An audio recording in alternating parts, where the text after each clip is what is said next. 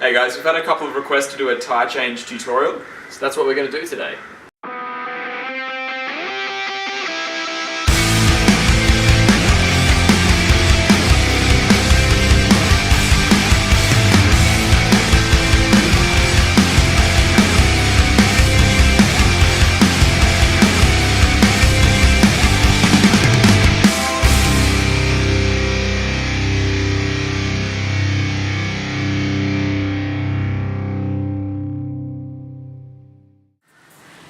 The tools you'll need for changing the tyre, you can either choose between a wind-up jack or a hydraulic hand jack. And then of course you need the socket wrench and the appropriate size socket for your nuts on your tyre. Okay, if you have one of these hydraulic jacks, like I assume most of you will, a lot of the cars don't have these little pump things. Make sure when you put this under your car, you slide underneath, put it under the front or the rear axle, wherever your busted tyre is. Do not put it underneath your seat because it will go through the floor. Like, these things can take 4 tons. Like, it will go straight through the bottom of your car. With some lowered cars like Chris's here, there's often a place for you to put the jack. So simply remove the protective covering, put it in, and start raising the car. Taking the nuts off. Loosen them before I raise it up.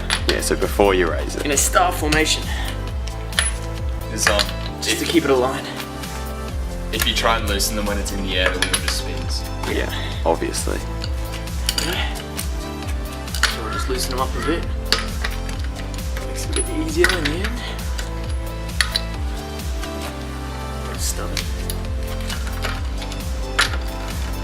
Now we're good to raise it.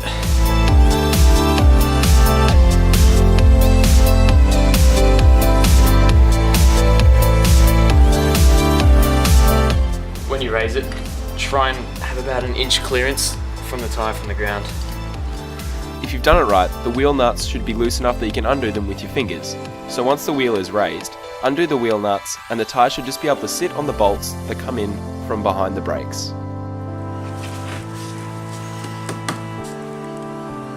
Easy as that. So easy.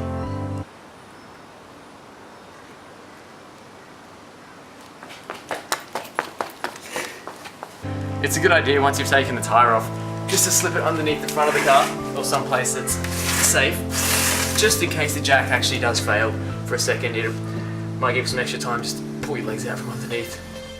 Putting the spare tyre on is essentially doing everything we just did, but in reverse. So start by lining up your spare with the bolts on the brakes. If you have a friend with you, ask them to hold the tyre steady while you replace the nuts. Otherwise, just rest the wheel on the bolts and finger tighten the nuts. The nuts should screw on smoothly. If they don't, check that you haven't cross-threaded one. This should be enough to hold the wheel in place.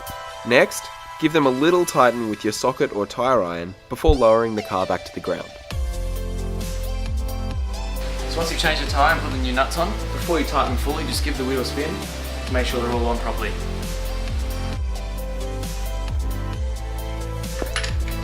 Finally, tighten each nut as hard as you can. If you can feel a big difference in the ride or the steering after driving for 5 minutes or so, you should probably invest the help of a mechanic.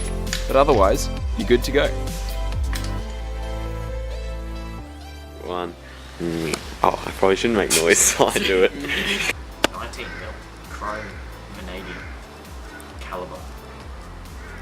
Isn't vanadium a sexually transmitted disease? Oh my god. Metal. Okay, ready? Yep, filming. I can't get out. I knew this would happen now.